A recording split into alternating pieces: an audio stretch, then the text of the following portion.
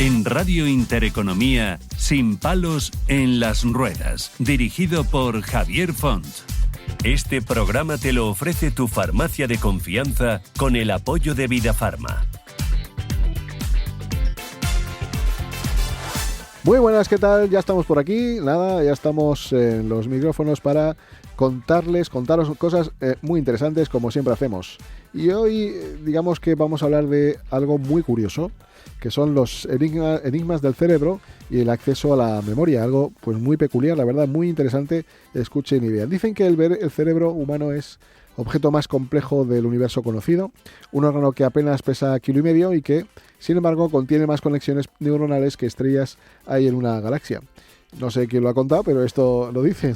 Ahí, en ese enredo fascinante de sinapsis, dendritas y axones, se encuentra algo tan esencial como esquivo, la memoria. La memoria, que es esa capacidad que nos permite reconocernos, narrarnos, aprender, imaginar, amar, temer. Todo lo que somos, nuestra identidad, nuestras emociones, incluso nuestras decisiones, pasa por el tamiz de la memoria. Pero, ¿qué es realmente la memoria? ¿Cómo se almacena un recuerdo? ¿Por qué algunos episodios de nuestra vida permanecen nítidos como una fotografía, mientras que otros se desvanecen como tinta en el agua? Los científicos han logrado grandes avances en el estudio del cerebro, pero aún queda mucho por descifrar. Sabemos, por ejemplo, que la memoria no está ubicada en un único lugar, sino que se construye mediante una red distribuida en distintas zonas: el hipocampo, la corteza prefrontal, la amígdala, cada una desempeñando un papel clave según el tipo de recuerdo y su carga emocional. Y sin embargo, aún no entendemos del todo cómo accedemos a esos recuerdos. Hay momentos en los que una melodía, un aroma, una palabra pueden abrir la puerta de recuerdos que creíamos muy olvidados. Y hay otros en los que, por más que lo intentemos, no logramos traer a la conciencia alguno que necesitamos recordar, un nombre, una fecha, una vivencia que determinará cuándo y cómo recordamos. Me río porque de muchas cosas a algunos no le gustaría acordarse, pero esto ocurre. Aquí es donde entra uno de los grandes misterios, la selectividad de la memoria. No lo recordamos todo y en muchos casos eso es una bendición. La memoria olvida, sí, pero también reconstruye. No es un archivo estático, sino un proceso dinámico. Cada vez que evocamos un recuerdo, lo modificamos, lo reescribimos de alguna forma, influido por nuestro estado emocional, por el contexto actual o por recuerdos similares. Esto nos lleva a otro enigma. ¿Hasta qué punto son fiables nuestros recuerdos? Diversos experimentos han demostrado que la memoria es vulnerable a la sugestión. Podemos llegar a recordar cosas que nunca ocurrieron o reconstruir episodios mezclando realidad y fantasía. Y lo que hacemos con absoluta convicción es que la memoria no es una grabadora, es más bien un narrador. Y como todo narrador, a veces improvisa. En el terreno de la neurociencia se investiga si algún día podremos acceder voluntariamente a todos nuestros recuerdos e incluso borrarlos. ¿Qué pasaría si pudiéramos eliminar un recuerdo traumático? ¿Qué precio pagaríamos por esa intervención? La ciencia ficción lleva tiempo especulando con estas posibilidades. Hoy hay tecnologías como la estimulación cerebral profunda o la inteligencia artificial aplicada a la neuroimagen que están empezando a abrir puertas que hace años solo podíamos imaginar. Pero tal vez lo más fascinante sea cómo el acceso a la memoria puede cambiar nuestra forma de estar en el mundo. Recuperar un recuerdo puede reconectar afectos, resignificar relaciones, sanar heridas. Del mismo modo, no poder recordar puede ser una experiencia profundamente desestabilizadora, como ocurre por ejemplo en enfermedades como el Alzheimer, donde la memoria se va deshaciendo como un ovillo. Y sin embargo, aún en esos casos hay algo que permanece, porque la memoria no está solo en los hechos que recordamos, sino también en los gestos, en las emociones, en los vínculos que construimos con los otros. A veces una caricia, una voz familiar, un objeto despiertan una reacción que no pasa por las palabras, pero que nos dice eso de aquí hay memoria. Tal vez ahí resida uno de los mayores enigmas del cerebro, que no solo recuerda lo que pasó, sino también lo que sentimos, lo que soñamos, lo que imaginamos que podría haber sido y no fue. Acceder a la memoria, entonces, no es solo mirar hacia atrás, sino también comprender quiénes somos y cómo seguimos construyéndonos cada día. Y miren, en el ámbito de la discapacidad, que es el campo más directo que nos ocupa, los, problemas de memoria no siempre se visibilizan. Pensamos en la discapacidad física, en la sensorial, en la motora, pero ¿qué ocurre cuando lo que está afectando es el acceso a los propios recuerdos? Las personas con daño cerebral, por ejemplo, adquirido, pueden enfrentarse a dificultades severas para formar nuevos recuerdos o para recuperar los ya almacenados. En algunos casos, el impacto emocional de olvidar la propia historia, los rostros conocidos o incluso habilidades antes dominadas puede ser devastador, no solo para quien lo vive, sino también para su propio entorno. Por eso, hoy más que nunca, necesitamos seguir investigando cómo funciona el cerebro, pero también cómo crear entornos accesibles para todas las formas de procesar la información. Porque no todos recordamos igual, no todos aprendemos igual y no todos nos comunicamos del mismo modo. La accesibilidad cognitiva, por ejemplo, no es solo una cuestión de comprensión de textos, es también una forma de reconocer que hay distintas maneras de estar en el mundo y que todas deben ser respetadas. En el campo de la discapacidad, este misterio es también una llamada a la humildad. No podemos reducir a una persona a su diagnóstico sin suponer que una limitación cognitiva implica ausencias de vida emocional o de identidad.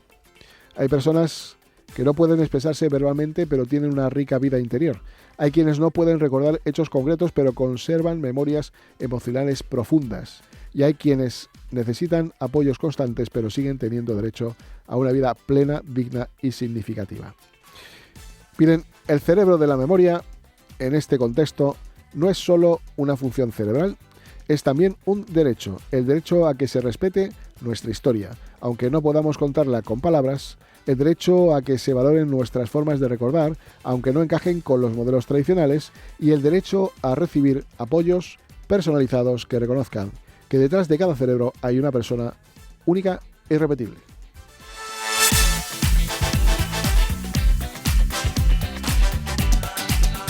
En Radio Intereconomía, Sin palos en las ruedas.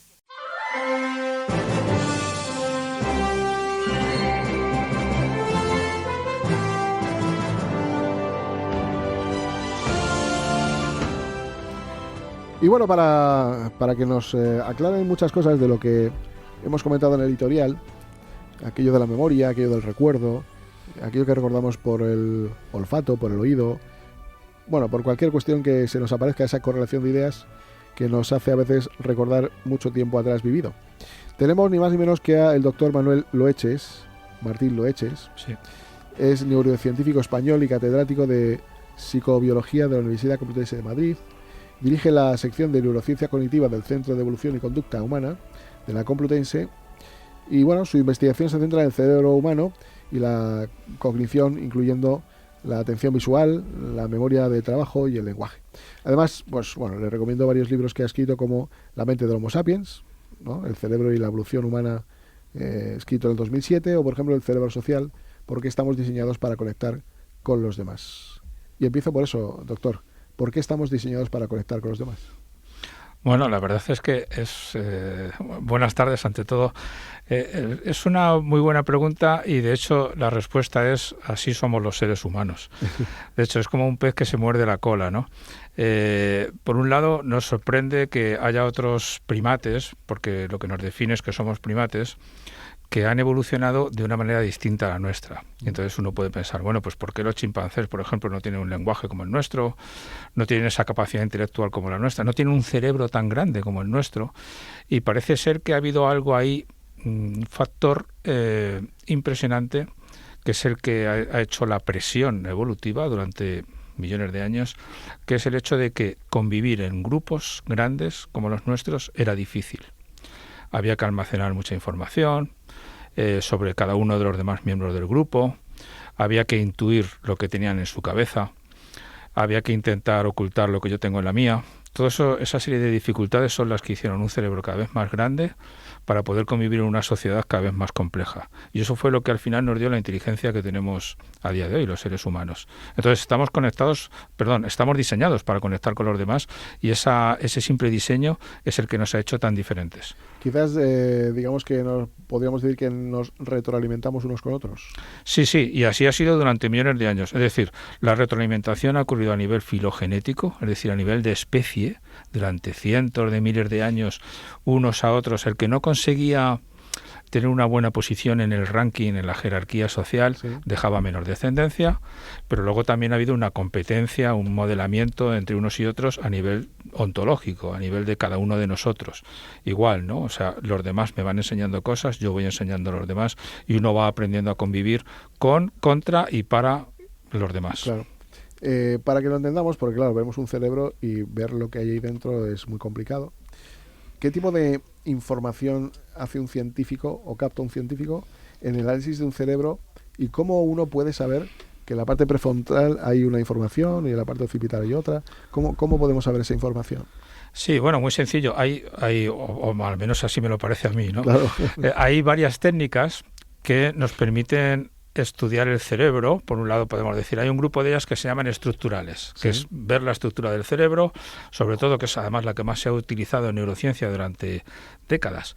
Ver la estructura del cerebro a partir de una lesión, por ejemplo. Un cerebro lesionado, dependiendo del lugar donde se ha lesionado, nos da información acerca de esa parte lesionada, que depende de ella. Si una persona tras una lesión pierde el habla, en el hemisferio izquierdo, por ejemplo, que es muy típico, ya sabemos que ahí hay estructuras relacionadas con el lenguaje. Si una lesión, además es una muy típica, ¿no?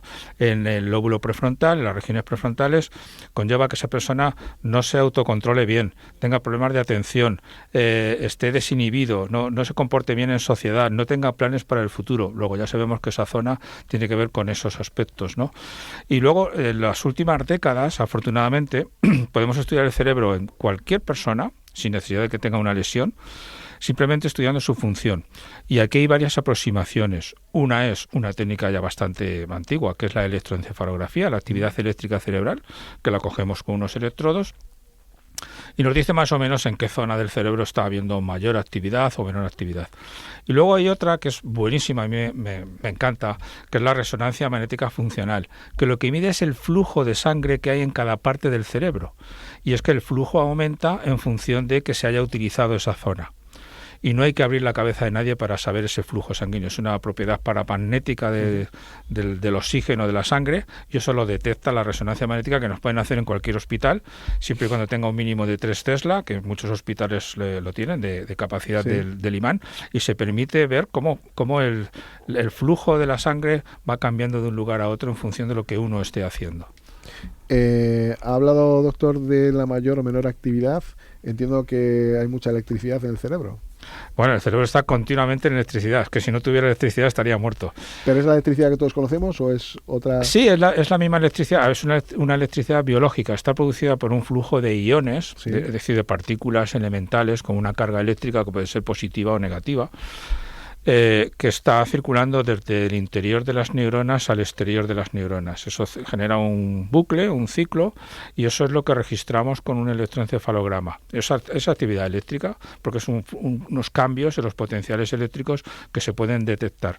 Y eso el cerebro lo está produciendo continuamente en forma de ondas. Es decir, ponemos un electrodo en cualquier parte de la cabeza y registraremos una fluctuación, ¿no? Continuamente, es decir, de varias fluctuaciones por segundo. Y esa es la actividad de las neuronas, normalmente de la corteza cerebral, que es la parte más superficial, trabajando. ¿No descansa nunca? Nunca, jamás. Nunca. El día que descanse se acabó. Estamos muertos. Sí. A ver, pueden descansar algunas partes del cerebro, pero otras seguirán funcionando. Lo digo porque hay casos, por ejemplo, de lo que llaman el coma vigil o ciertos tipos por lesiones. Hay personas que parece que están inconscientes, que parece que están ausentes, que están desconectadas, y es verdad que la actividad de su corteza cerebral es muy flojita, pero hay otras partes del cerebro que están funcionando, y aún así, sin embargo, esas personas todavía tienen vivencias conscientes dentro de ellos. Pero la cuestión es que mientras haya partes vivas, ese cerebro está vivo. Quiero imaginarme un poco o traducir lo que ha comentado de la investigación del cerebro, en tanto que han visto muchos cerebros y el comportamiento de determinadas zonas del cerebro con determinados comportamientos de seres humanos han sido siempre el mismo, e identifican que eso que ocurre en el cerebro se vincula con lo que le ocurre al afectado. ¿Es así? Sí. A ver, ojalá fuera tan fácil. Ya, ¿no? bueno, es un poco para entenderlos que no sabemos. Pero para simplificar, sí, es una definición yo creo que bastante buena. Es decir, la cuestión, por ejemplo, una cosa que has dicho, de siempre ocurre de la misma manera, eso no es desafortunadamente no es cierto. Claro. Una misma lesión puede provocar, sí es verdad que hay como un porcentaje alto de coincidencias. Eso. Pero una misma lesión puede provocar diferentes efectos. De hecho, la famosa lesión que comentábamos antes en el área, una de las áreas del habla, el área de Broca, ¿no? Que está en torno a la sien, como a la altura de la sien, pues la mayoría de la gente provoca que no pueda hablar, no pueda articular el lenguaje, aunque puede entenderlo perfectamente, pero hay personas en las que lo que provoca es que pueden articularlo, pero con un acento extranjero. Su articulación es defectuosa. En otras puede provocar que no entiendan bien entienden más o menos los mensajes sencillos, pero como se complique sintácticamente, pues no lo comprenden. Es decir, una misma lesión puede provocar distintos síntomas. Y ahí es donde se complica un poco la cosa. Pero es verdad que en porcentaje, de hecho por eso también solemos utilizar grupos. Sí. Cuando queremos concretar y decir, esta zona del cerebro, las regiones prefrontales, tienen que ver con la atención, es porque se ha estudiado en cientos y a veces incluso en miles de personas, y la gran mayoría de las veces ocurre esto así, pero no siempre. Por eso digo que no sé si hay algún banco de información mundial que se comparte información, ¿no? Porque claro, al final... Yo creo que es bueno para la humanidad, ¿no? Que se sepa todo esto. ¿Existe eso, no? Sí, existen varios bancos. Creo a nivel mundial. A nivel mundial, sí. Creo que van por continentes, no estoy muy seguro de esto, pero creo que en Asia, principalmente alrededor de China, tienen su banco propio, pero luego entre Estados Unidos, Europa y demás tienen también... lo que se hace sobre todo es compartir datos. Se pasan a lo que llaman un repositorio internacional de datos, donde incluso uno cualquiera ajeno al estudio puede utilizar esos datos y rehacer los análisis o hacer un nuevo estudio con otro enfoque. Pero esa es la idea, eso desde hace años de hecho es obligatorio. Antes era una cosa voluntaria, pero ahora es obligatorio. En cada investigación se emplean miles de euros, de dólares, cientos de ellos, a veces cientos de miles, y eso al final es mejor que sea patrimonio de la humanidad, vamos a decirlo así, y que esté al alcance de todos, porque incluso el que ha hecho los análisis se puede equivocar y haberlos hecho mal, se pueden revisar, y ahí está. La ciencia es así, es un conocimiento abierto. ¿Han vinculado en alguna ocasión que el comportamiento de distintas culturas que ha habido en la humanidad, por ejemplo, no sé, la cultura japonesa, que es muy tranquila, los americanos son de otra manera, los europeos son de otra, es por una cuestión cerebral o simplemente es una cuestión en la que nos han educado y se desarrolla el cerebro en base a eso? ¿Hay algún acercamiento a ese comportamiento del cerebro? En principio, todos los seres de la especie Homo sapiens somos básicamente iguales. Y podemos tener ese carácter tranquilo o más sociable, ¿no? O más social, más bien, ¿no? Del caso de los asiáticos, o más frenético, el caso de los americanos y demás. Pero todo deja huella en el cerebro y se puede ver perfectamente. Es decir, nacemos para ser todos iguales, en general, y luego cada cultura nos va modelando. Pero es verdad que esa cultura va dejando huellas. Es decir, cuando uno ve la estructura del cerebro, puede observar que hay diferencias entre unas culturas y otras. Por ejemplo, el lenguaje es un tema que yo manejo. Hay ciertas comunicaciones en el cerebro que tienen que ver con el lenguaje, que un alemán las tiene distintas a un inglés o a un chino. Porque aquello en lo que incide más el lenguaje de cada una de estas culturas tiene que ver con aspectos que se conectan mejor en unos casos o peor en otros. Y eso simplemente se puede ver. Es decir, rizando un poco el rizo con una metáfora, yo puedo ver las conexiones de un cerebro y decir si esa persona es de habla alemana o de habla inglesa. Pero cuidado, que no digo que sea de nacimiento alemán, sino simplemente que ha aprendido ese idioma desde que era muy pequeño. Podría ser un chino, por ejemplo, adoptado y llevado a un país europeo. Y podríamos decir que por haber nacido en alguna parte del mundo, ese cerebro se ha desarrollado más, no sé, por cuestiones medioambientales o por cuestiones climáticas, y se ha adaptado mucho mejor a ese entorno, y entonces el cerebro se ha desarrollado más, y podríamos decir que es un cerebro más inteligente. Por aquello de sobrevivir a otras circunstancias, ¿no? Sí, bueno, a ver, lo que hay es, donde hay oportunidades, más educación, ese cerebro es más inteligente. Eso está claro. Y no solamente oportunidades educativas, es decir, de experiencias y de conocimientos y aprendizaje, sino también nutritivas. de alimentación. Una alimentación equilibrada y adecuada hace un cerebro más inteligente, especialmente desde que somos muy pequeños. Claro. Y luego también lo que son, a ver, el cerebro es complejo dentro de su simplicidad, entre comillas, ¿no? Los entornos afectivos, un cerebro seguro, un cerebro que se ha criado en un ambiente seguro y protegido, también es un cerebro que ha desarrollado más conexiones que tienen que ver con la cognición y no con las emociones, ¿no? O con el defenderse y demás. Es decir, que por supuesto, dependiendo del ambiente, el cerebro será más o menos inteligente, ¿no? En gran medida. Yo creo que más que depender de países, bueno, sí, se puede decir. Depende sobre todo de las oportunidades que dan esos países para que los niños... De vida, ¿no? Exactamente, para que se puedan tener experiencias ricas. Hablando de emociones, yo, y seguramente que muchos de los que nos están escuchando, perciben como a lo mejor personas mayores se están acordando, digo con 80 años, 70 años, se están acordando de su etapa infantil, de cómo sus padres les amaban, les daban consejos, les decían no sé qué chascarrillo, y sin embargo nosotros a lo mejor en una edad mediana no nos acordamos casi de lo que ocurrió cuando teníamos 18 años, ¿no? Sí, ¿cómo es eso posible? Eso me pasa mucho. Sí. Bueno, a ver, hay ciertas cosas que son todavía enigmáticas. Claro. Es cierto que con la edad se pierde la capacidad de aprender cosas nuevas. Entonces es posible que tengan protagonismo las cosas más antiguas. De hecho, se pierden muchas neuronas en la zona que has mencionado antes, el hipocampo, una de ellas, que es crucial para la memoria. Entonces, una vez que se pierden estas neuronas en el hipocampo, o se pierde el hipocampo, se quedan los recuerdos antiguos. Sí.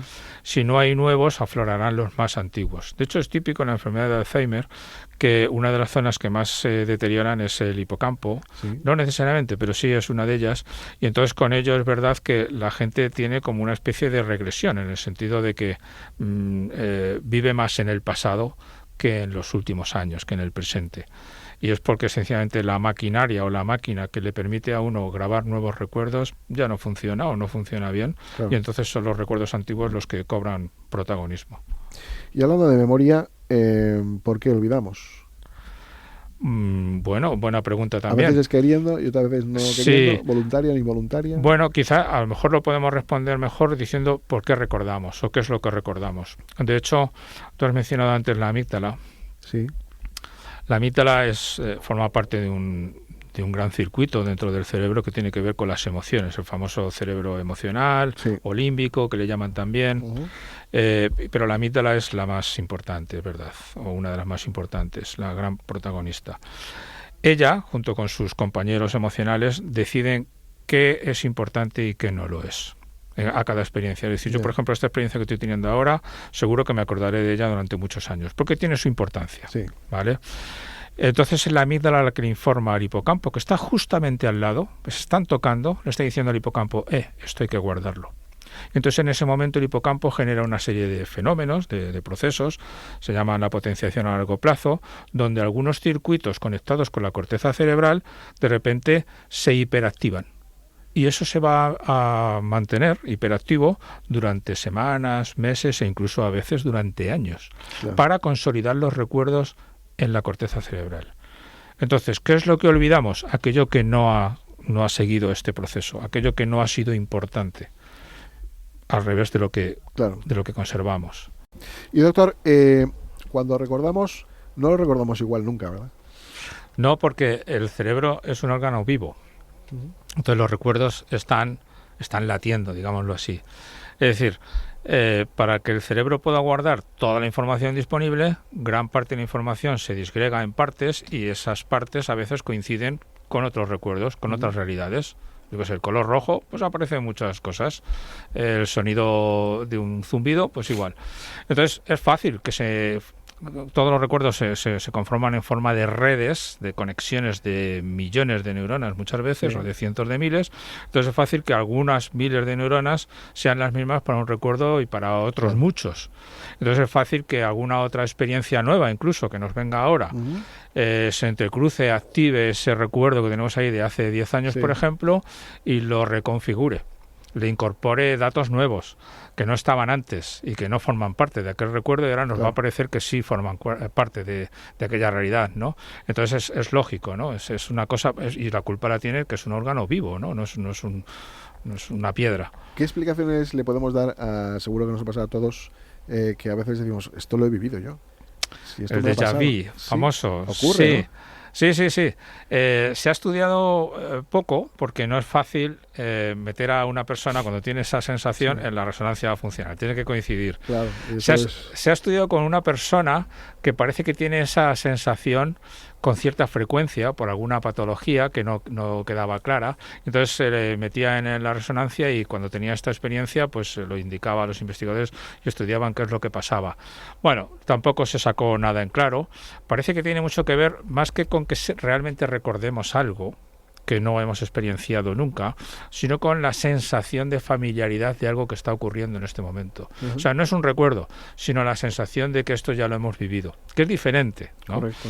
Entonces, la explicación que yo suelo manejar, dentro de que todavía quedan muchos misterios, es que quizá los dos hemisferios cerebrales en algún momento no vayan bien coordinados, y entonces uno de los dos vaya más despacio que el otro, y ese que va más despacio está siendo consciente en este momento de lo que el otro ya ha procesado y ya le resulta familiar. Algo así, pero no es una cuestión de memoria, sino de la sensación de que estamos recordando algo familiar. Es como un engaño a la memoria, ¿no? Es un engaño, exactamente. Y una cosa también que le quería comentar es, podemos borrar, o mejor dicho, antes que esta, decirle, cuando hay algún trauma psicológico, eso se perpetúa mucho más, de una más constante que cualquier otra cuestión. Sí. Es más, nos hace falta ir al psiquiatra, al psicólogo, los tratan con medicación.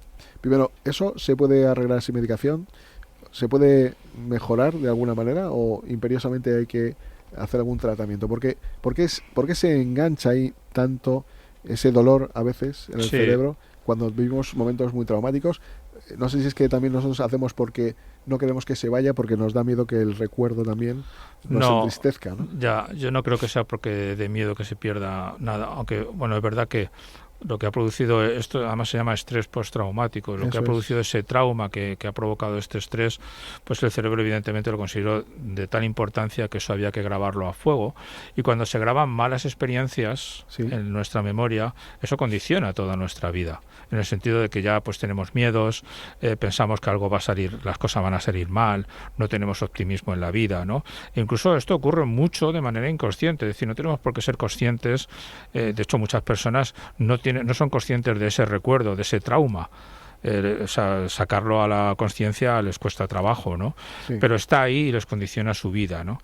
Si se puede modificar sin fármacos, se ha intentado, en algunos casos funciona, pero no ha dado muy buenos resultados. De hecho, hasta donde yo sé, la terapia que se ha utilizado muchas veces consiste en revivir la situación para intentar reanalizarla de otra forma, es decir, tener un punto de vista diferente y hacer ver que aquello no es tan traumático, tan determinante, o si lo es, que no toda la realidad es así, pero ese tipo de situaciones, el revivir aquella situación, de hecho, según cuentan, empeora los síntomas. Es como que encima le has dado más intensidad a algo que estaba en baja intensidad en el cerebro. Yo tengo entendido que en los últimos años se está teniendo bastante éxito con lo que llaman los psicodélicos, con las drogas psicodélicas en dosis muy bajitas. Parece que ayudan a reconfigurar estos circuitos y ayudan a aliviar bastante el estrés postraumático. No sé hasta qué punto ha dejado de ser algo experimental para ser algo, yo creo que sí, ya establecido por las instituciones americanas como tratamiento habitual para el estrés postraumático. Pero es quizá la mejor forma. A veces nos pasa mucho en los trastornos mentales, en los trastornos del comportamiento, que la psicoterapia, la terapia cognitiva no es suficiente y viene muy bien, sobre todo muchas veces por cuestión de tiempo, una ayuda farmacológica. Pero esa ayuda farmacológica, ¿cómo actúa directamente en el cerebro? Sí, lo que hace es interviene en los circuitos de recompensa, y en la medida en que tú mencionas, aunque sea sutilmente, aquella situación traumática, ya partes de un estado en el que la visión del cerebro es más optimista.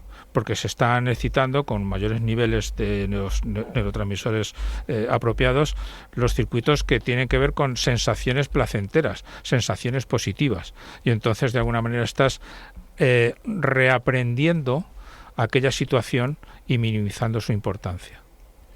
En el otro programa anterior hablamos de la muerte y hablamos también de otra dimensión. Esto es fruto también de el propio cerebro, que lo ve así.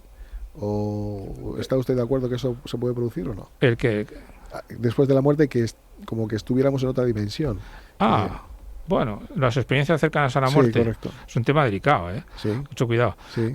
A ver, yo pienso que todo se debe al cerebro y no hay datos suficientes. Es decir, en ciencia se aplica normalmente lo que llaman la navaja de Occam. Si algo se puede explicar de manera simple y sencilla, sí, sin meternos en más complicaciones, esa es la explicación que al final vale.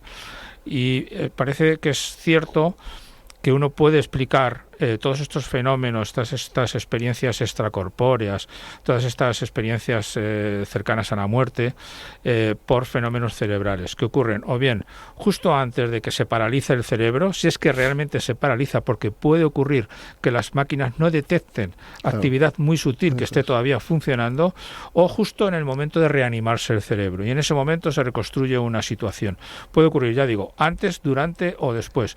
Eso es una explicación más sencilla que, por ejemplo, creer o asumir que se pueden ver objetos sin ojos. Por ejemplo, es un ejemplo de muchas cosas que habría que asumir. Es decir, el ojo es un órgano que ha costado miles de millones de años o cientos de millones de años de conseguir, y más con la precisión que tiene el nuestro, para los colores, para los píxeles que es capaz de procesar, la precisión que tiene, de enfocar, etcétera, etcétera. Entonces, pensar que sin ojos, que los ojos no son necesarios para ver, es muy complicado desde el punto de vista científico. Esa es la cuestión. Entonces, pensar que que tú puedes salirte de tu cuerpo y utilizar los oídos, los ojos, cuando están en la mesa y no están viendo realmente nada, es complejo, porque entonces muchas veces, como digo yo, dile a un ciego que se puede ver sin ojos. Claro. Porque o vale para todas las veces, o no puede ser que para unas veces valga y para otras no. Ya digo, desde el punto de vista científico es difícil asumir algo que no sea la actividad cerebral como explicación para estos fenómenos. ¿Podemos entender que cercanos a un fallecimiento el cerebro es lo último que se apaga? Bueno, es que sí, digamos que la ley es lo que establece. Hasta que no se apague el cerebro, no hay muerte. ¿Pero qué deja de funcionar antes, el cerebro o el corazón? ¿O el cerebro puede volver a reactivar el corazón en un momento determinado? Sí, de hecho, en entornos cercanos a la muerte, en momentos cercanos a la muerte, el cerebro hace un intento activando el sistema nervioso simpático. Cuando ve que el cuerpo se está parando, en los últimos segundos hace una reintentona, una especie de rearranque, un intento de rearrancar. Exactamente, y bueno, pues esa es la idea, ¿no? Es como que el cerebro es el último vigilante de todo lo que está ocurriendo en el cuerpo. O sea que hasta que no hay una muerte cerebral no se puede decir que esa persona haya fallecido, porque puede volver a renacer o reactivarse. Sí, el cerebro es lo último. El cerebro, yo no quiero decir que el cerebro somos nosotros, pero sí que dependemos grandemente de él. ¿Y el coma cerebral, cómo lo podemos traducir? ¿Qué es? Pues igual es una pérdida, puede ser de conciencia. Bueno, nos olvidamos del coma que hemos comentado antes, llamado coma vigil, o estados de conciencia minimizada. Lo que es el coma cerebral, ahí sí que no hay conciencia, es el auténtico coma, y ahí lo que tenemos es que lo que es la corteza cerebral, que es de la que depende en gran parte nuestra conciencia, nuestros pensamientos, nuestro lenguaje, nuestra atención, nuestra personalidad incluso, pues no está funcionando. Y entonces están funcionando otras partes del cerebro que son mucho más básicas, que regulan las vísceras de nuestro cuerpo. Eso está funcionando aceptablemente, pero no la corteza cerebral. Y el daño en general muchas veces es irreversible, no siempre. Claro. Por ir terminando un poco, porque ya lastimosamente se nos va el tiempo. A mí me quedan muchas preguntas en el tintero, pero la verdad que ha sido espectacular el poder oírle. Pero ¿cuál es el mayor misterio sobre la memoria que aún todavía no hemos sido capaces de resolver? Bueno, hay muchos misterios sobre la memoria. De hecho, hay uno que además surgió recientemente también en la prensa, ¿no? Por unas publicaciones recientes, y es si algún día seremos capaces de recuperar recuerdos de nuestros primeros años de vida. Claro. Por norma general en neurociencia se dice que los 3-5 primeros años de vida se pierden completamente porque no hay un funcionamiento correcto del hipocampo, no ha madurado lo suficiente, entonces no se graban los recuerdos. Claro. Pero recientemente han descubierto que sí, que reacciona incluso en el primer año de vida. El hipocampo reacciona de una manera parecida a la de los adultos. Y entonces se está especulando con la idea o con la posibilidad de que los recuerdos se graben en el hipocampo, sí, y probablemente en sus conexiones con la corteza cerebral, pero hay algún fallo en algún mecanismo que está mal, por el cual no podemos recuperar esos recuerdos que estarían ahí. Una cosa es que se hayan perdido, que es lo que se pensaba hasta ahora, y otra cosa es lo que se piensa ahora, que están ahí, pero no los podemos recuperar. Eso es uno de los grandes enigmas de la memoria en este momento. Si se podrán recuperar en algún momento recuerdos de ese primer año de vida, e incluso, como algunos están sugiriendo, incluso de antes de nacer, porque parece que hay ya experiencias conscientes antes del nacimiento, cuando ya se forma el hipocampo, que está en torno a los 4 meses de gestación, 6 meses como mucho, ahí ya podríamos empezar a tener recuerdos. Entonces, ¿qué recordamos de esos momentos? Una pregunta curiosa, ¿no? Un poco haciendo una extrapolación del conocimiento del cerebro. Quizás hemos copiado una parte del funcionamiento del cerebro, de la vista y demás, para crear lo que llamamos reproductores de imágenes, el cine, la televisión. ¿Hemos podido copiar algo de ese funcionamiento para trasladarlo al exterior y que seamos capaces de ver en imágenes recuerdos grabados de la infancia o del momento, ¿no? El directo, ¿no? Digámoslo así. Bueno, estamos en una dialéctica además con la inteligencia artificial bastante interesante en este momento, ¿no? Como a partir de la actividad cerebral, tanto por resonancia del flujo sanguíneo, ¿no? Sí. Como por la actividad eléctrica, podemos reconstruir las imágenes en las que uno está pensando, los recuerdos que uno está sacando. Yo ahora me acuerdo de mi viaje a la montaña y un ordenador, todavía con cierta imperfección, puede reconstruir esa imagen, ¿no? Eso es. Y eso es algo que ahora mismo es posible con muchas limitaciones, porque es verdad que hay que darle al ordenador un banco de datos, un banco de imágenes, y entrenarle a que reconozca cuando estoy pensando en una, cuando en otra, pero ese camino ya está iniciado. De manera que, como digo yo muchas veces, bastará sentarse y meditar y pensar en un guión de una película para que al final salga una grabación parecida a una película donde se cuenta todo lo que yo he imaginado. Eso no lo veo para nada imposible en el corto plazo, además. ¿Qué es lo que más le fascina hoy día de estudiar el cerebro y la memoria? Son tantas cosas, pero sobre todo me fascina, o yo creo que me vuelve un poco loco, que es eso de la consciencia. La consciencia es uno de los enigmas más grandes del cerebro. Ni tan siquiera sabemos exactamente lo que es, ni por qué la tenemos. Y sobre todo, qué hace el cerebro para tener esos fenómenos conscientes. Eso es uno de los enigmas más fascinantes. Y a la última, ¿qué mensaje le podríamos dar a las familias que viven con personas que están en situación de pérdida de memoria, enfermedades como el Alzheimer y demás? Ya. ¿Hay posibilidades de recuperación en un futuro? ¿Estamos todavía en un futuro en el embrión de la investigación? Sí.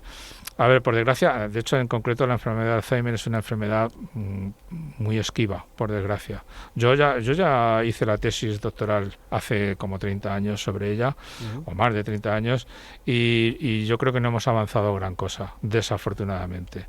Pero quitando eso, que en algún momento encontraremos remedio para el Alzheimer, estoy seguro de ello, y además que seguimos empeñados en ello, pero y para el resto de otros trastornos, de otras enfermedades, va habiendo cada vez más soluciones a lesiones en el cerebro, soluciones a neurodegeneraciones, va habiendo avances. Lo que pasa es que el cerebro es complejo, claro, y alterar algo significa alterar otras cosas.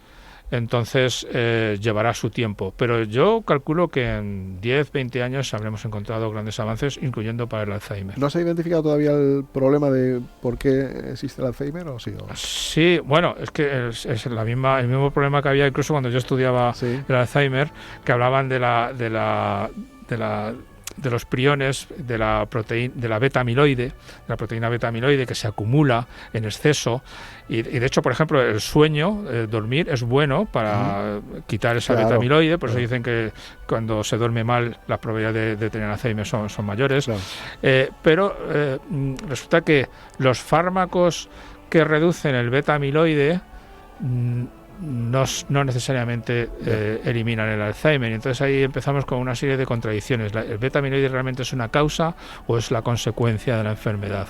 ¿Realmente es determinante o no? Este tipo de enigmas son recurrentes desde hace mucho tiempo. Yo recuerdo hace 30 años que se decía, por ejemplo, de casos de personas que tenían atrofia cerebral como en un Alzheimer ya avanzado y sin embargo cognitivamente estaban perfectos. Es decir, ese tipo de situaciones nos hacen que el problema sea más complicado. Y a día de hoy seguimos sigue sin ser unánime la ciencia respecto a las causas de la enfermedad de Alzheimer. Doctor, ¿usted vio la película Men in Black? Sí, claro. ¿Se acuerda de ese chisme que tenía para borrar la memoria, no? Sí, Ojalá eso pueda ser para borrar los malos recuerdos y hagan otra para que este programa de hoy no se olvide nunca jamás. Doctor Manuel Martín Loeches, catedrático de Neurociencia Cognitiva y Evolución Humana. Muchísimas gracias. Gracias, un por placer. venir aquí. Ha sido de verdad fantástica la charla y esperamos seguramente que nos podamos ver cuando la ciencia avance más y nos venga a contar que ya ha habido alguna solución por ahí, que la cosa se apunta a maneras. Encantado. Aquí está. Gracias, doctor. Gracias. Gracias.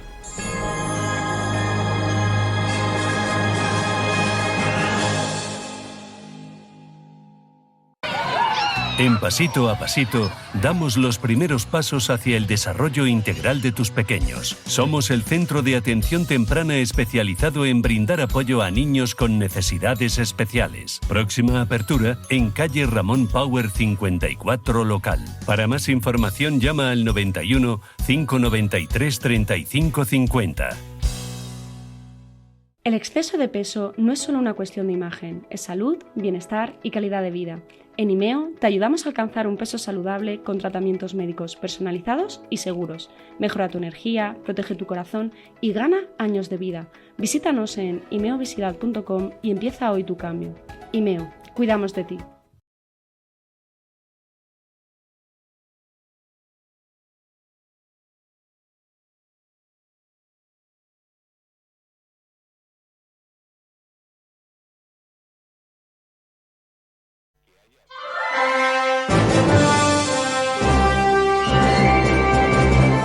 Este espacio te lo ofrece FAMMA, la Federación de las Personas con Discapacidad Física y Orgánica de Madrid, porque la autonomía es poder.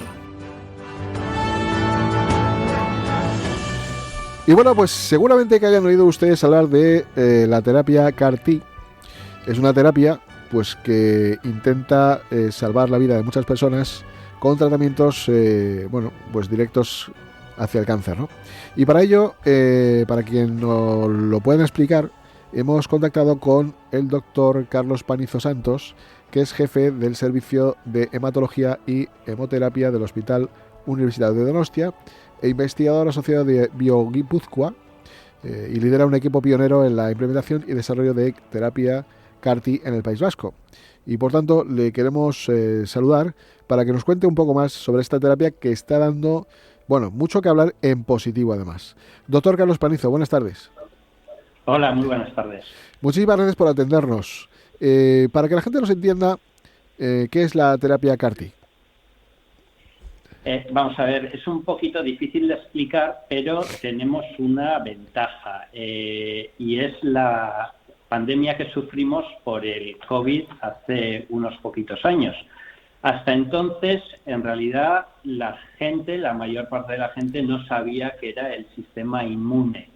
Hoy en día, pues no todos somos expertos, pero ya tenemos bastantes conocimientos sobre este sistema del cuerpo humano, que de lo que se encarga fundamentalmente es de defendernos de las infecciones habitualmente, por eso estuvo tan en boga y en boca de todo el mundo cuando sucedió la pandemia por el COVID, pero tiene otra utilidad que poca gente conoce, y es también defendernos de las células transformadas que pueden generar un tumor en nuestro organismo. En realidad, todos nosotros y todos los días tenemos alteraciones genéticas en nuestras células que, dejadas a su libre evolución, podrían condicionar y desarrollar un tumor. Sin embargo, el sistema inmune lo que hace es localiza esas células mutadas y las elimina. Bien, ¿qué es un CAR-T? Bueno, es una célula de este sistema inmune que nos defiende naturalmente de tumores, que la extraemos del organismo y en el laboratorio le enseñamos a atacar específicamente algún tipo concreto de tumor. En el caso de los CAR-Ts que disponemos habitualmente, los dirigimos sobre todo para controlar o deshacernos de tumores del ámbito hematológico, tumores que conocemos con el nombre de mieloma o de linfoma. Y digamos que podríamos decir que estamos hablando también de modificación genética. Efectivamente, estas células, como decía anteriormente, las extraemos de la sangre de los pacientes y en el laboratorio las sometemos a una transformación genética, bueno, gracias a una serie de virus, y les inducimos con esos nuevos genes que les insertamos en su genoma a expresar una serie de proteínas para que sean capaces de dirigirse a unos antígenos o a otras proteínas que tienen esos tumores en su superficie. Es decir, es una transformación genética a la que sometemos a estos linfocitos. ¿Y cuáles son, digamos, los criterios que debe cumplir un paciente que recibe o que quiere recibir este tipo de tratamientos? Vamos a ver, en un principio, lógicamente, tiene que tener un tipo de tumor de esos que son a los que dirigimos los CAR-Ts o contra los que podemos ahora dirigir los CAR-Ts. Como decía anteriormente, bien son linfomas, bien son mielomas, o bien es un tipo de leucemia aguda que llamamos leucemia linfoblástica aguda. El primer requisito que tiene que tener un paciente es tener una de estas enfermedades. ¿En qué momento de la enfermedad estamos ahora fabricando los CAR-Ts para usarlos como tratamiento? Bueno, en principio esto es una terapia bastante novedosa, bastante nueva, y lógicamente cuando empezamos a utilizar cualquier tratamiento nuevo no lo usamos en lo que llamamos las primeras líneas, no lo utilizamos como tratamiento inicial o de choque para estos pacientes, sino cuando el paciente ya ha sido sometido a otros tratamientos más estándares, más clásicos, más habituales, y no ha conseguido responder a ellos. Normalmente lo estamos utilizando en tercera línea, pero los resultados están siendo tan buenos, tan satisfactorios, que también estos tratamientos, cuando se ve que incluso son mejores que lo que hacemos habitualmente, que es lo que nos está sucediendo, van adelantando línea. Es decir, que ahora en muchas ocasiones lo estamos poniendo incluso como tratamiento de rescate de una primera recaída del paciente. ¿Y para qué tipos de tumores concretos se podría decir que son muy efectivos?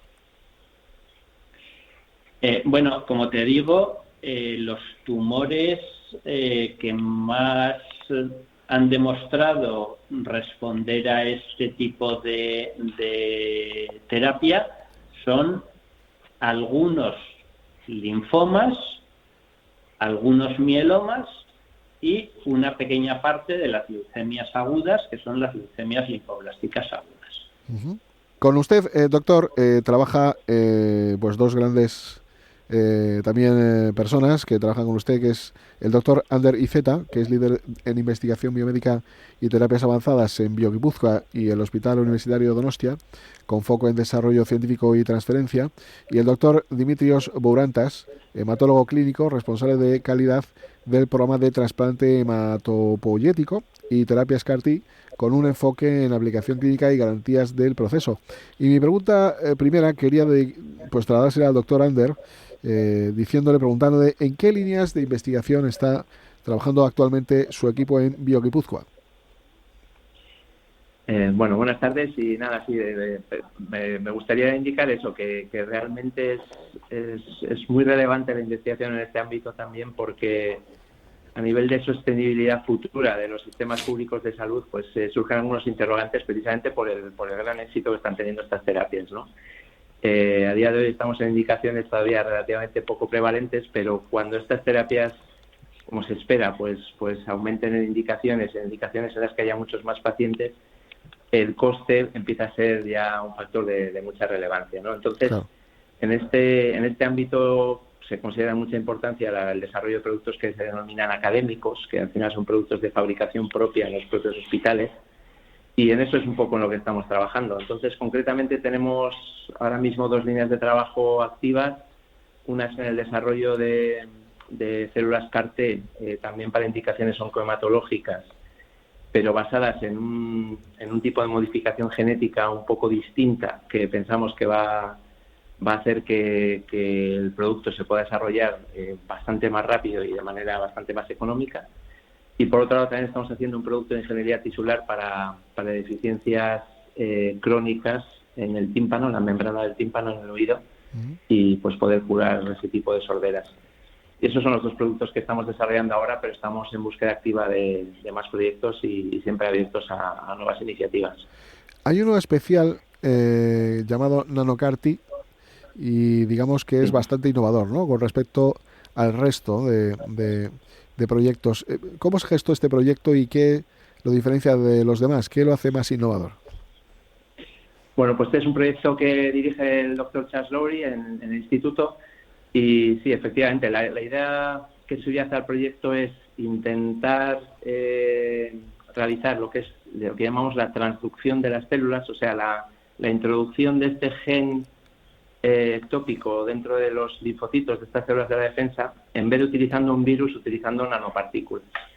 Entonces, esto traería 2 ventajas principales. Una, que el proceso de generación de estos CAR-T con virus pues es un proceso de unos 10 días. Puede parecer poco tiempo, pero 10 días en el contexto de un paciente oncohematológico en líneas avanzadas, pues pueden ser tiempos muy relevantes al acortar esos tiempos. Entonces pensamos que esto se podría acortar pues a unos 2 o 3 días con este tipo de tecnología. Y por otro lado, como he mencionado, pues el tema del coste, ¿no? Claro. El CAR-T comercial actual estamos hablando de en torno a los 320.000 euros por paciente. Este es el coste, además la logística es complicada y bueno, pues el hecho de poder hacer un producto de fabricación propia hospitalaria, pues pensamos que podría reducir esto pues por un factor de 2 o 3 veces probablemente. Al margen de, digamos, de los problemas presupuestarios, que eso pues ya lo damos por hecho, ¿no? Digamos que ¿qué retos tecnológicos afronta la producción pública de terapias celulares? Bueno, pues hay muchos retos por delante, la verdad. El principal... Me refiero a los técnicos científicos un poco, ¿no? Más que lo económico que sí, lo conocemos. En términos científicos, sí, el principal seguramente es la comparabilidad. Cuando uno está haciendo un medicamento, un desarrollo de un medicamento, estos son procesos normalmente de muchos años y muy costosos, porque uno está obligado éticamente a comparar con lo existente, lógicamente, ¿no? Tú no puedes exponer a un paciente a una terapia experimental sin haber demostrado pues, en ensayos clínicos que iguala o supera a lo previo, ¿no? Claro. Y bueno, pues estos son ensayos, como digo, muy costosos de realizar, que la industria farmacéutica pues puede realizar bien porque al final pues tiene un pulmón financiero importante y por mucho que tengan mucho fracaso, pues unos pocos éxitos pagan para el resto de protocolos.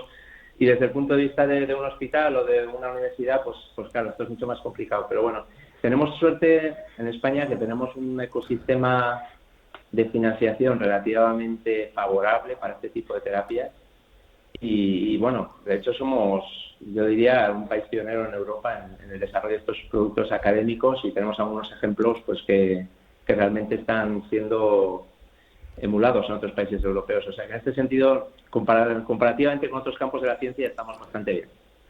Pues quería saludar ahora al doctor Dimitrios Bourantas. Doctor, buenas tardes. Bueno, usted quisiera que me respondiera a qué tipo de responsabilidad implica bueno, pues ser responsable de calidad del programa CAR-T y de trasplantes.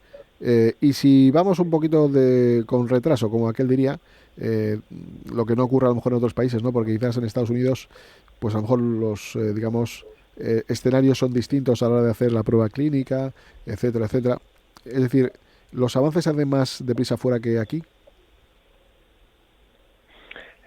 Buenas tardes de mi parte también, y muchas gracias también por invitarnos a hablar de ese tema que tanto nos fascina, porque la verdad es que la palabra para mí es eso, que es algo fascinante, todo lo que mis compañeros acaban de comentar, los avances que han ocurrido en los últimos años y la oportunidad que tenemos ahora de que desde nuestra parte ofrecer este tipo de tratamientos a los pacientes es realmente fascinante. Entonces, respondiendo a la pregunta, y con lo que acabasteis al final de la pregunta, que Estados Unidos también, al final, todos estos organismos que intentan certificar los centros que administran los programas, se basan en unos estándares de calidad que se crearon unos casi 30, 40 años hacia atrás, y justo este organismo empezó en Estados Unidos en los años 90 y luego también se desarrolló también en Europa. Entonces son organismos con la misma base y que se llama JCFAC en Estados Unidos, en Europa se llama JC,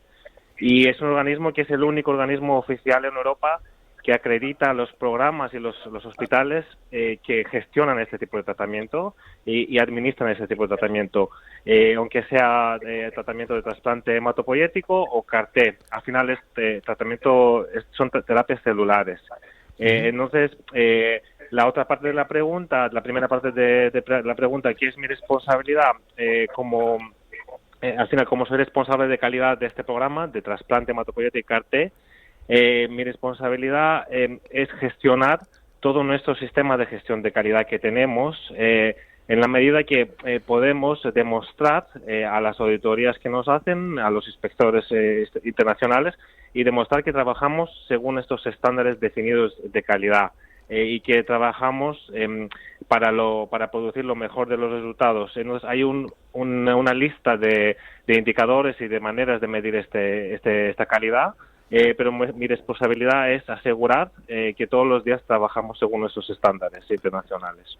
En esa calidad está el informar, acompañar al paciente, el explicar los pros, contras que puede tener esta aplicación, o hablamos de otra cuestión. No, esa calidad engloba todo. Esta parte que acaba de comentar, de explicar al paciente, claro que está incluida, porque a todos los pacientes, además nosotros no solo tratamos pacientes, tratamos también de donantes de células madre, donantes sanos también, familiares de pacientes. Entonces, una de las responsabilidades muy básicas es explicar a los pacientes, y si ellos lo permiten, a sus familiares que suelen estar en la consulta, las ventajas y las desventajas de ese tratamiento. Además, como para todos los procedimientos que tenemos que los varios procedimientos que tenemos que realizar a los pacientes, ellos tienen que firmar consentimientos informados.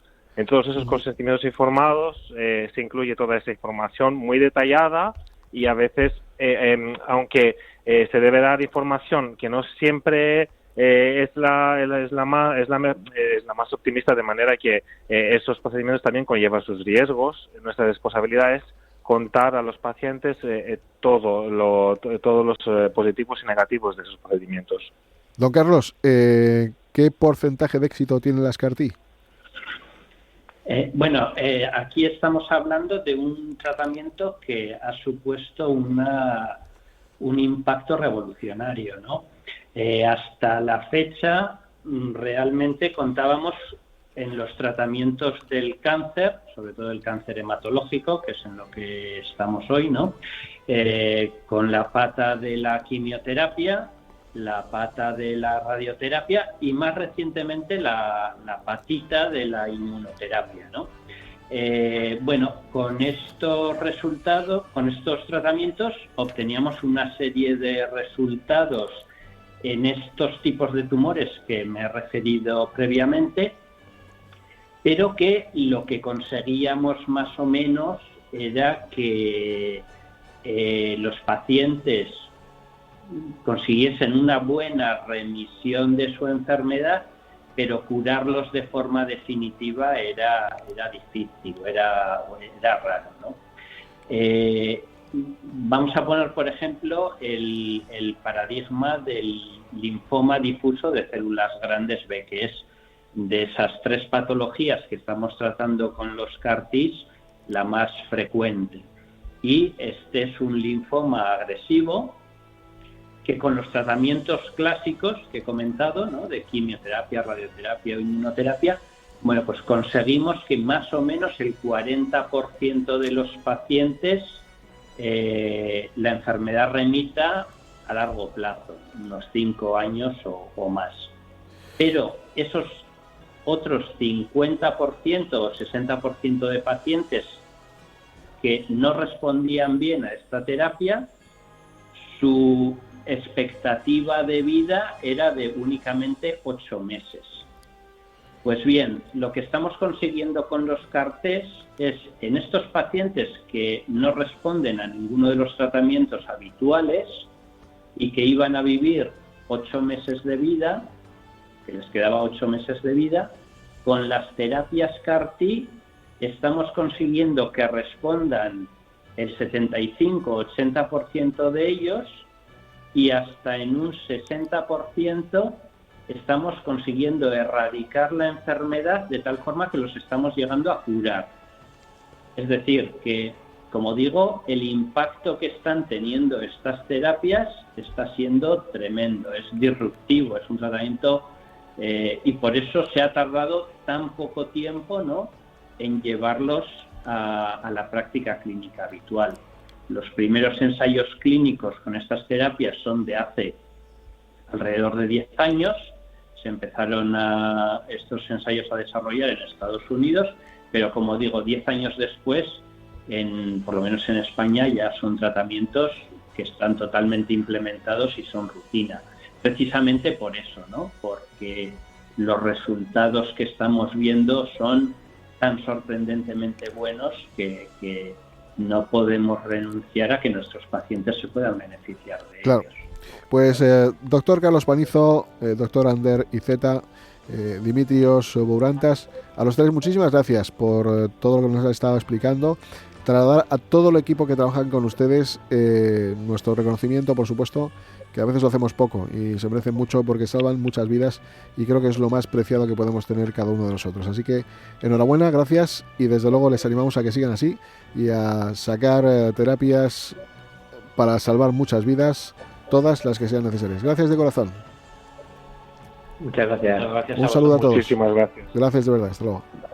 Este espacio te lo ha ofrecido FAMMA, la Federación de las Personas con Discapacidad Física y Orgánica de Madrid, porque la autonomía es poder.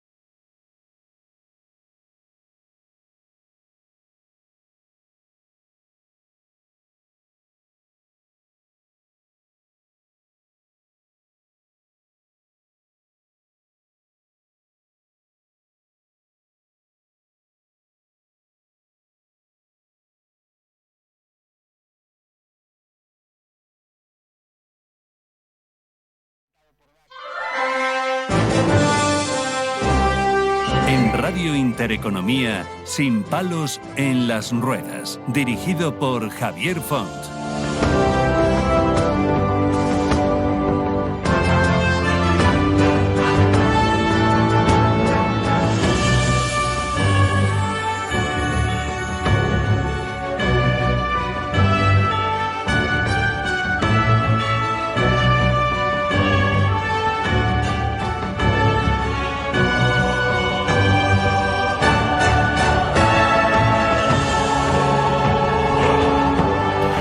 Y bueno, pues como estamos aquí para contarles cosas muy interesantes de ayuda mutua, de situaciones que parece mentira que a veces nos encontramos que vivimos nosotros mismos, pero que viven muchas personas, muchísimas, y que muchas de ellas pues son conocidas. Ahora vamos a hablar con una que lo es, pero primero vamos a hablar de Oncolometin, que es una iniciativa solidaria impulsada desde luego por una persona muy conocida de la que igual vamos a hablar ahora, y se trata de una aplicación móvil y una fundación sin ánimo de lucro que busca conectar pacientes oncológicos, supervivientes que se llaman, acompañantes y voluntarios, creando una comunidad de apoyo mutuo. Y como decía, pues nos pasan cosas a todo el mundo, todos somos seres humanos, algunos nos conocen más o menos y otros pasan más desapercibidos, pero en el fondo al final todos, no sé si por suerte o por desgracia, pasamos por esa situación. Y quiero hablarles de Cristina Medina, ustedes la conocerán seguramente porque es actriz, es activista en salud oncológica, impulsora de Oncolometin, de lo que le acabo de hablar. Y bueno, pues Cristina, como les decía, nace en Sevilla en el año 71, un 8 de abril. Y además también, pues ustedes le conocerán pues como el papel de Nine Chacón en la serie de Telecinco La que se avecina. Y bueno, dio el salto a la televisión Cristina pues allá por el 97. Correcto. Y además trabajó en compañías como Atalaya, TNT. Bueno, luego nos cuentas un poco, si quieres, un poco tu experiencia también de todo esto, que no creo que haya sido fácil. Pero primero vamos a hablar de este proyecto, ¿no?, de Oncolometin, que además surge como idea tuya, ¿no?, gracias de la colaboración de una fundación que es Fundación Iberus, ¿no?, y que de alguna manera es vuestro primer proyecto para ayudar a los demás, ¿no? Pues nada, muy buenas tardes. Y efectivamente estoy muy de acuerdo con todo lo que estás diciendo. Todos somos seres humanos que pasamos muchas veces por situaciones muy complicadas. Yo estoy echando mucho en falta la humanidad, ni más ni menos. Me ha tocado pasar por un cáncer en el 2021, donde fui realmente capaz de darme cuenta la cantidad de necesidades que tenemos los enfermos, no solo los oncológicos, lo que pasa es que yo no puedo luchar por todos los enfermos del planeta. Por toda la gente que sufre enfermedades graves, verdaderamente hay un gran desamparo burocrático y social, aparte de los desamparos que hayan orgánicos, ¿no? Lo que sí que es cierto que yo puedo hablar solo de la que me ha tocado a mí en persona, y sí que es verdad que, digamos, te lo diagnostican y ya entras en un shock. Entras en un shock donde hay como una especie de instinto de supervivencia que vas a todos los médicos, al diagnóstico, a la operación, a la radioterapia, a la quimioterapia, un mogollón muy gordo. Cuando todo eso para, te dicen, ya está, superado, hasta luego. Y ahí te viene una caída en picado porque los efectos secundarios físicos son horribles, te dejas de reconocer, no eres la misma persona que antes.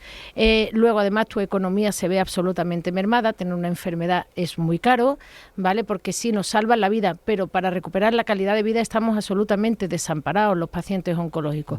Nos salva la vida a quienes nos la salvan. Y agradecidísima, por supuesto, ¿no?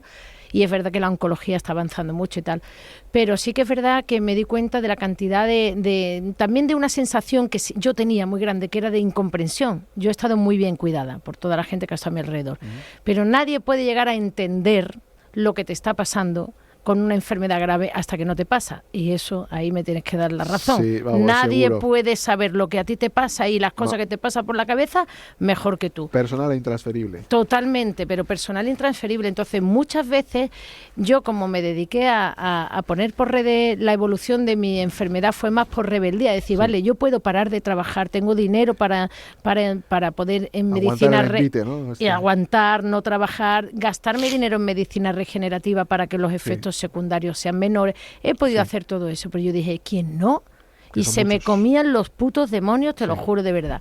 A partir de ahí me puse a hacerlo público, pues todas las reflexiones, como cuando caí en picado, que a mí nadie me lo dijo, que ahí se cae en picado. Es que se cae en picado, todo el mundo está aplaudiendo a tu alrededor porque estás viva, todo el mundo feliz, Sí. todo el mundo como prueba superada, y ahí es donde el paciente tiene una caída emocional que no hay quien casi se libre de la depresión. Yo también he caído en depresión después de... Claro, yo ahora después de lógicamente. 4 años puedo decir que estoy bien, ¿no?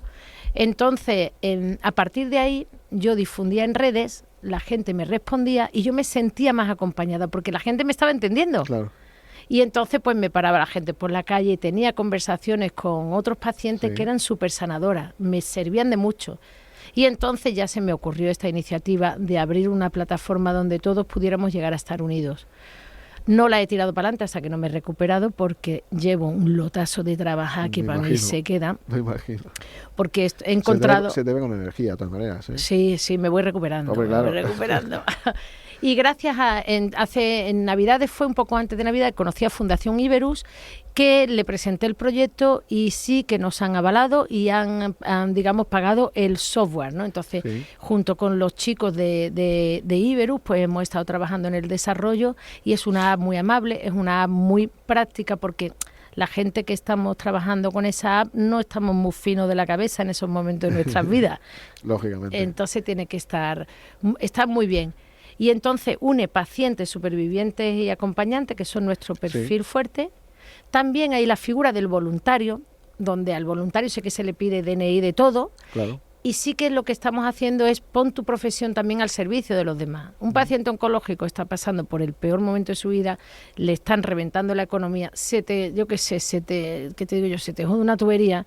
Pues si tu vecino de 4 calles más para allá, Fontanero, puede le ayudar. de, oye, yo, tío, pues echame una mano, primo, porque Claro. es que hay veces que estamos tan mal que es que se me rompe la tubería y soy capaz de suicidarme y te da porque igual. ya no puedo Sí, y más, te da Dios igual. mío. Y es verdad. Sí, es lo más Ay, importante del mundo. ¿no? Y es lo más importante. La Y ya no tubería. pueden más, dice, de verdad, ¿y cómo lo hago ahora? Es una manera de distraer el problema gordo también, Sí, está abierto. claro, Un poco pero... terapéutico, quizás. Claro, sí, no, pero es una realidad. A mí me pasaron cosas durante la enfermedad, ni más ni menos tuve un incendio en mi casa. Hombre, muy bien no me vino, ¿no? No te vino muy bien, ¿no? La verdad. Porque que sí. vale, el seguro Pues pago... dependiendo qué intensidad tenga el dependiendo, problema. pues a lo mejor una manita nada más que en alguien que me hubiera llevado las conversaciones Sí. con el seguro ya me hubiera quitado de mucho golpe.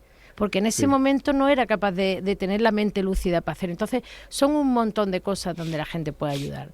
Y luego está el perfil de asociaciones, fundaciones, hospitales y clínicas que sí tienen la capacidad de crear eventos. De manera que si yo tengo una fundación, una asociación y estoy organizando un partido de fútbol benéfico Sí. para la vecina del quinto que pampón, pues bueno, le salta a toda la gente que esté más cerca de esa asociación. Llega un momento que tienes algún síntoma, vas a hacerte la prueba, ¿no? Y alguien te dice lo que te ocurre. Ujú. ¿Y cuáles son esos síntomas y cómo percibes tú la noticia? Yo no tenía ningún síntoma, yo sencillamente me vino el papelito, el mensaje por el móvil de tiene usted 50 palos, ya Sí. se puede usted viniendo para acá a Sí. hacerse la mamografía y ya está, y no me dejaron salir, sin más. Entonces fue como de perdona y además tenía 2 lesiones en el cerebro y digo, perdona, ¿cuánto También. oxígeno? También, yo me tengo también mis lesiones en el cerebro también, no me falte un perejil. Y entonces, claro, ¿cómo quieres que reaccione? Pues me eché a llorar, no me eché a llorar ni a los brazos de mis chicos, en Claro. una pared tirada diciendo cuánto oxígeno me queda, por Dios, cuánto oxígeno me queda. Claro.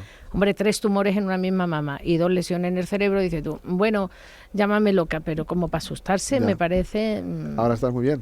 Ahora estoy todo lo bien que puedo estar. ¿Recuperadilla? Sí, estoy bastante bien, sí. Qué bien. ¿Sigues ya trabajando?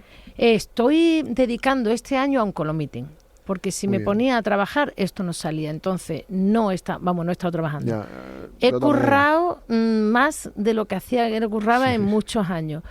Pero de mi profesión sí que he estado con el Teatro de la Zarzuela, hemos hecho cómicas, que ha sido una maravilla trabajar con Aarón, con Pepa Gamboa y con las niñas, vamos, lo he pasado genial y ha sido un muy buen producto. Ahora sí voy a ir a Mérida, también al Festival de Mérida, Muy con bien. una producción Los Hermanos, lo dirige Chiqui Caravante, que nos conocemos hace muchos años.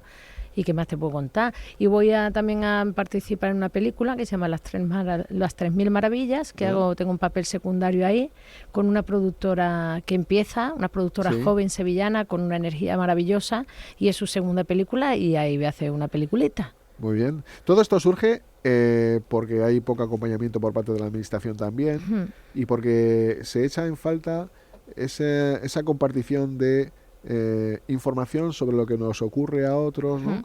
Que a lo mejor nos puede venir bien recibirla para gestionar mejor nuestros síntomas o nuestras situaciones del día, ¿no? Entiendo, ¿no? Sí.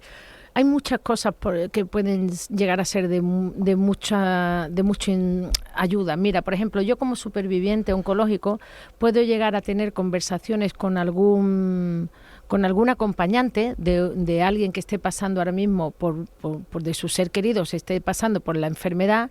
Yo como superviviente puedo llegar a darle pistas a esa persona de cómo hacer mejor los cuidados con su paciente, de que tiene que cuidarse, el acompañante tiene que aprender a cuidarse, porque esto es más largo de lo que nos dicen al principio. Esto no es 1 año, ni 2, ni 3, esto es 3, 4 años, saliendo bien, que yo estoy de puta madre, pero hay gente que no, saliendo bien son 2, 3, 4 años, saliendo mal ni te lo cuento. Entonces hay que, sobre todo emocionalmente hablando, se pasa por unos sitios muy terroríficos. Entonces el acompañante, si yo como superviviente puedo echarle una mano, es contándole, mira, lo más probable es que ella o él, depende del tipo de cáncer, pero la app te va a proponer a los que tienen que ver con tu tumor, lo más probable es que ella pase por aquí, por aquí, por aquí, y a lo mejor no lo está sabiendo en el momento que le está pasando.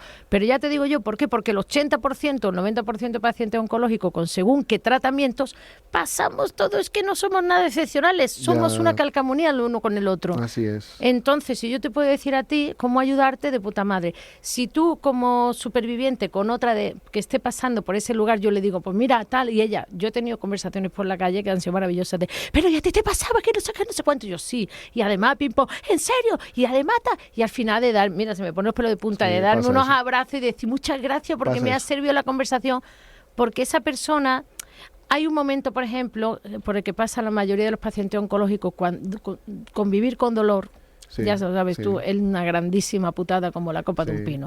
Entonces, llega un momento en que tú te crees que va a ser peor remedio que la enfermedad, o sea, estás tan destrozada que casi todos los pacientes llegamos a un punto en el que pasamos, yo para vivir así prefiero no vivir. Pero todo esto a tu alrededor no se lo puedes decir. No, se desmorona todo. Claro, se desmorona todo. Entonces, tenemos que empezar a tener la libertad. Pero bueno, fuera parte ya de eso, que yo ya no voy a cambiar la sociedad, por lo menos que entre otra como tú te diga, no, y claro, pues claro, tú dices, ¿de verdad me estás diciendo? Pues claro, digo, pues claro, como que a mí también me ha pasado, en serio, sí. Claro. Ah, coño, venga, es parte del proceso, continúo.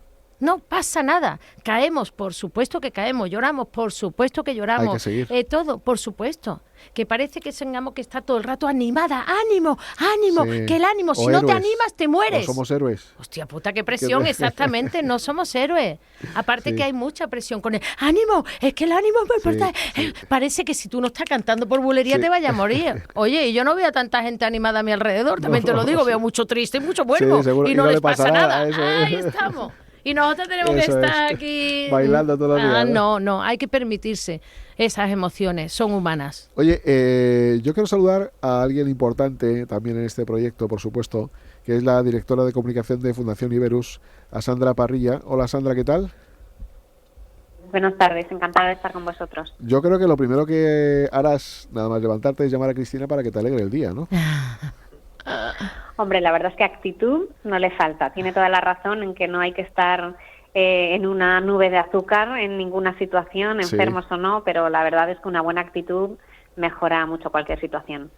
Bueno, Sandra, nos ha contado Hola, un poco... Sandra, ¿eh? ¿Qué tal? ¿Qué pasa? Que estamos de vuelta ya. Te dejo hablar.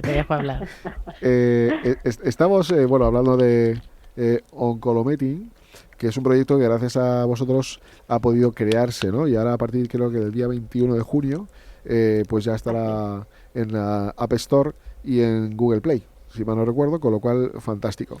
Cuéntanos qué es Fundación Iberus y cómo se implica en este proyecto de tal manera pues que ayuda a crearlo, ¿no?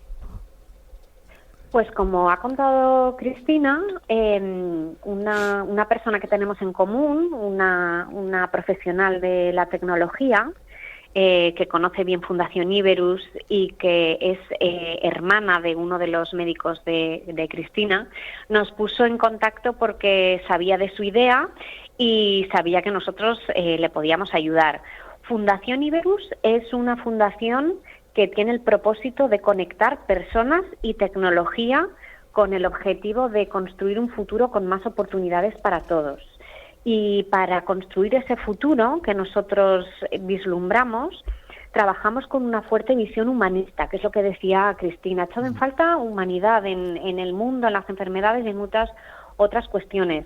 A nosotros nos pasa eso, trabajamos con la tecnología por bandera, pero siempre y cuando ésta sea una herramienta que tenga un fin y que ese fin lo que haga es mejorar la calidad de vida de las personas. Entonces, para trabajar en este propósito, nosotros tenemos diferentes líneas de acción. Pues una de las líneas es la formación, ¿no? Porque tratamos de mejorar la calidad de vida de ciertas personas, pues haciendo que sus perfiles profesionales tengan más conocimientos, en este caso tecnológico, y puedan optar a otros puestos de trabajo. Tenemos líneas inspiracionales para niños, y una de las líneas que tenemos es la tecnología aplicada a la salud, es decir, cómo podemos utilizar la tecnología para que distintos colectivos en distintas situaciones sanitarias vean su situación mejorada, aliviada, amabilizada o facilitada de alguna manera. En este caso, cuando Cristina nos presentó su idea, ella que había pasado por esta situación en primera persona, algo que es muy importante para que nos cuenten necesidades, problemas, deseos, las cosas que también les ayudan, les hacen felices, les hacen pasar con un poquito más de suavidad, si es posible, esta situación, nosotros vimos que ahí podíamos ayudar. Porque en este caso lo que hemos hecho es invertir en esta aplicación tanto a nivel económico como a nivel de conocimiento. Lo que hicimos fue escucharla, entender bien cuáles eran las necesidades que tienen las personas que están en la comunidad oncológica por distintas situaciones, y entonces nos pusimos manos a la obra para materializar estos deseos en forma de una aplicación que uniera a la comunidad. Habéis desarrollado la campaña 30 días, 30 motivos, ¿no? Entiendo que para Exacto. desarrollar una campaña de concienciación y sobre todo porque a través de hablar de esta aplicación se habla de la enfermedad y creo que con un buen resultado, ¿no? Sí, estamos tirando para adelante esta campaña dimos el pistoletazo de salida el otro día en la rueda de prensa presentándonos Fundación Oncolomeeting y Fundación Iberus conforme ya nuestro proyecto va a ver la luz, y decidimos tirar esta campaña para adelante para lo que tú estás diciendo, hacer un poquito de ruido para aumentar esa comunidad oncológica dentro de las redes, que tú sabes que hoy en día funcionan muy bien, y a partir de ahí sí, pues es como motivos, ¿no? Motivos por lo que nos bajaría, motivos por lo que puede ser útil, entonces estamos trabajándolo desde personas que han tenido la enfermedad o personas que han colaborado o colaboran con el proyecto de alguna manera, también amistades que están, pues, que han sido acompañantes o que han sido. Entonces, queremos testimonios verdaderos. Ahí no va a haber, porque muchas veces sí que hubo el pensamiento de, bueno, pues lo hago con muchos actores o lo que sea que son amigos míos que yo les puedo preguntar, oye, hazme un vídeo y tal. Pero yo pensé, creo que en esta ocasión esto no va de influencers, esto va de verdad. Entonces, como va de verdad, las únicas personas que pueden llegar a salir, y a lo mejor no muchos populares, saldrán 2 o 3, son personas que también han transitado de alguna manera por la enfermedad. Oye, que de alguna manera que se impliquen los que quieran, ¿eh? Hombre, claro. Que yo creo que aunque no le haya tocado, pues hombre, a lo mejor ese empuje nunca viene mal. O sea, sí. Bueno, hay una cosa también importante porque veo que esto se está yendo de madre antes de empezar. También aprovechar decirle a las personas que no quieran abrirse un perfil, porque hay mucha gente que dice, bueno, yo me abriré un perfil aunque no vaya a hacer nada, por mor de colaborar. Sí. No, dejar a la comunidad oncológica libre. Si tú quieres colaborar de alguna manera y no quieres abrirte un perfil en la app, sencillamente en la página web de oncolomeeting.es, ahí hay un número de cuenta donde se te da tu certificado de donación y tal. Quiere poner 1 euro, 2 o 200.000, me da igual. Pero que no hace falta que la gente, bueno, yo me abriré un perfil aunque luego no lo use. No, porque entonces yo como paciente voy a estar viendo gente a punta espalda que no me valen para nada. Claro. Entonces, la gente que no tenga interés en participar activamente hablando, aunque sea de una manera de vez en cuando, pues yo le propongo que en ese caso haga una donación privada. ¿Para qué? Pues para que la app esté lo más limpia posible. ¿No? Y sea lo más limpia, lo más fácil posible para el paciente. No es lo mismo yo que me proponga la aplicación 30 pacientes a que me proponga 350.000. Yo les puedo decir que por lo que se paga es mucho lo que se da y que es bueno, porque hay gente muy desorientada con una noticia de esas características y creo que se puede ayudar. Yo voy a dar 5 pinceladas y ya con esto tenemos que despedirnos, pero La aplicación tiene una geolocalización para conectar personas usuarias cercanas, perfiles personalizados que facilitan la conexión con personas afines, con misma patología, entiendo, agenda de actividades para compartir momentos como paseos, yoga o cualquier otra circunstancia, charlas, simplemente para hablar, recursos multimedia como podcast y vídeos sobre temas relevantes para pacientes oncológicos, muy interesante, y también cuenta con talleres y ejercicios adaptados a las distintas fases del proceso oncológico, no le falta de nada. Claro, cuidado, hay algunas cosas que llegaremos en la versión 2. Por ejemplo, el podcast itinerante que servirá de contenido para que será en la siguiente versión, que sí es un podcast itinerante que pretendemos durante un día al mes estar por una ciudad, por otra, creando comunidad, presentando un Oncolomeeting, pero creando contenido de calidad. Si este mes va sobre el ejercicio, pues tendremos oncólogo, biólogo que explicarán por qué es importante. Para que la gente, porque es muy importante, ya. Sí. No, es importante por esto, y depende de qué tumor tenga, mejor te viene esto que esto. Y luego la idea es colgar una vez a la semana una tabla concreta de ejercicios, porque quien ha hecho ejercicio alguna vez en su vida, vale, pero el que no sabe eso por dónde empezar. Entonces, se tratará, eso ya para el año que viene, de cada mes hacer este podcast grabado dentro del teatro, donde el público viene en directo, luego se termina de grabar el podcast, hay un encuentro con el público para que puedan preguntar sus dudas, y luego hay un pica para que la gente de esa misma ciudad que están transitando de algún modo por la enfermedad, pues puedan tener un encuentro con un vinito, un jamón, un tío tocando el piano y otro cantando, y tengan un encuentro de calidad y energéticamente hablando alegre, que ya bastante cuando llegamos a nuestras casas ya tenemos entonces un poquito de si coño que bien he estado yo esta tarde, que bien me lo he pasado. Y entonces para mí ese podcast itinerante es el segundo proyecto de Oncolomeeting Fundación. Ya estoy en ello. En octubre haremos un concierto benéfico con la húngara, que está prestada al 100%, el día 19 de octubre en Isla Mágica de Sevilla, y en febrero, coincidiendo con la Semana del Día Mundial del Cáncer, con Pitingo, también en Sevilla, y serán 2 conciertos benéficos. Ya estamos trabajando los sponsors y todo, y hay mucho... Y es que no puedo nada más que agradecer a todo el mundo, a Iberus, por supuesto, a Fundación Iberus, mi gracias, a toda la gente que ha colaborado de una manera altruista, haciendo donaciones, en este caso ya a la húngara, al Pitingo, a Isla Mágica, a yo qué sé, si es que voy a tener que hacer una lista de agradecimiento. Pues con la alegría que le caracteriza a una sevillana de raza, nos despedimos de Cristina Medina y también de Sandra Parrilla. Así que muchísimas gracias a las dos. A vosotros. Lo único que es que un placer, me sabe a mal vosotros. hablar de que hay que humanizar la sanidad, la verdad, que es que yo pensaba que estaba humanizada ya. ¿Qué coño va a estar humanizada? ¿Tú sabes quiénes nos tenemos que humanizar? Las personas que estamos muy perdidas, Mari Carmen. Y quienes dirigen las cosas, en fin. Bueno, de eso hablaremos otro momento. Eso digo yo. Hoy alegría. Si no, no acabamos. Alegría. Venga, gracias Cristina, hasta ahora.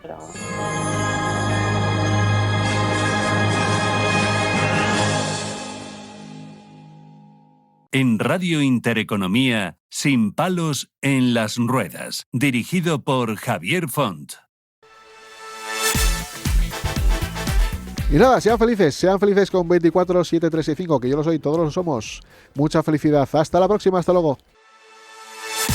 Este programa te lo ha ofrecido tu farmacia de confianza con el apoyo de Vidafarma.